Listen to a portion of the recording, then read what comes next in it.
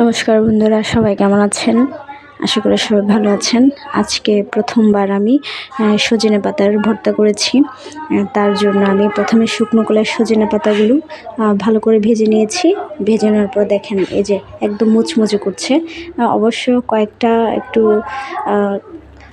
মুচমুচে হয়নি, তারপরও খুবই টেস্টি লাগবে খেতে। এভাবে বেশি বেশি করতে গেলে পুড়ে যেত, তাই আমি এভাবে একদম মুচমুচে করে ভেজে নিয়েছি।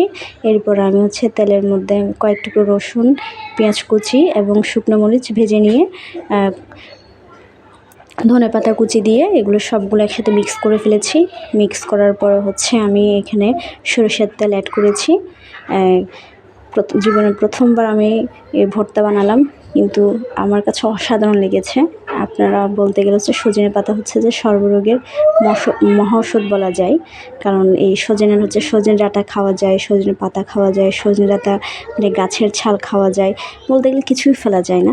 তাই আপনারা একবার খেয়ে দেখবেন, অসাধারণ লাগে এটা খেতে।